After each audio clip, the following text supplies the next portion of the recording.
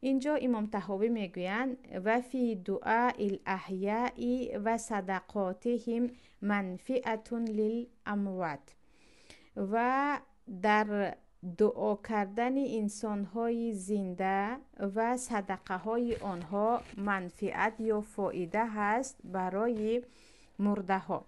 این موضوع را اکنون وسیع میکنیم و ابن ابوالعز میگویند تمام علما اتفاق هستند، علمای اهل سنت اتفاق هستند که برای مرده دو چیز میرسد. به این کسی اختلاف ندارد، کسی اختلاف ندارد از اهل سنت که برای مرده این دو چیز میرسد.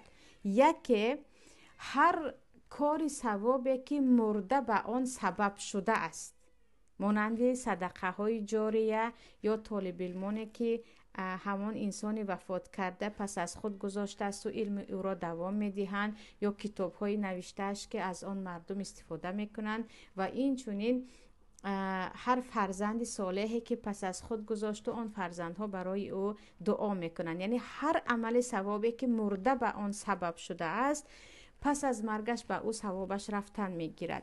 و دوم دعای مسلمان ها و استغفار مسلمان ها برای او، یعنی هر دعایی که من و شما برای کدام مرده نمی کنیم که پروردگار گناهش را ببخش، پروردگار مقام او را در جنت بالا کن، او را همنشین صالحین شهدا کن، هر دعایی که میکنیم دعای ما از آن دعای ما آن مرده فایده میگیرد. و درباره صدقه هم همین خیلی تمام علمای اهل سنت اتفاق هستند که هر صدقه که برای مرده میکنیم ثوابش میرسد. اما درباره مسئله حج، آیا حج کنیم ثوابش میرسد یا نه، و یا اینکه آیا قرآن خوانده بخشیم ثوابش میرسد یا نه، الان میبینید که یک کم اختلاف ها هست در مسئله ثواب حج. اکثریت علما میگن آره حج هم ثوابش رفته میرسد، علل خصوص خودی مرده پول داشته باشد و با آن پول از نام او حج کرده شود.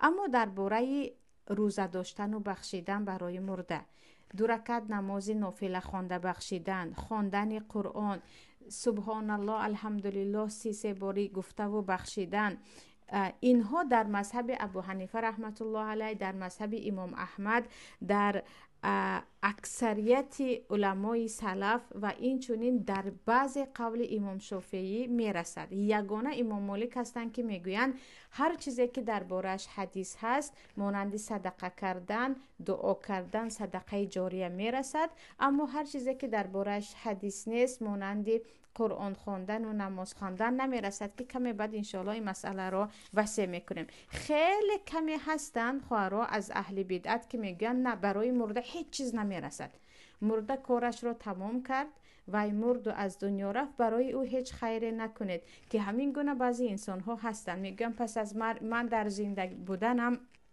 مرا احترام کنید، من در زنده بودنم به من خوبی کنید، پس از مرگم مرا چیکار خواهید کنید. ولی عزیزان انسان مرده از انسان زنده زیادتر احتیاج دارد، زیادتر محتاج است به کمک برادر زنده اش، چون عملهای او دیگر کاملا قطع شدن، دیگر او یگان عمل صالح کرده نمیتواند. او میتواند که از عملهای صالح برادر مسلمانش مثل دعا و صدقه و انشاءالله میبینیم که قبل راجع قرآن و نمازهای نافله از آن ثواب گیرد. برای همین این گپ یک غلط است، خیلی هم یک تکبر است که پس از مرگم کسی به من دعا خواهد نخواند. نه، پس از مرگت تو زیادتر نیاز داری به انسانهای زنده که چه خیلی میدانید عملهای ثواب علل خصوص در روز قیامت حتی فرزند و پدر و مادرش عمل صالحش را دادن نمیخواهد.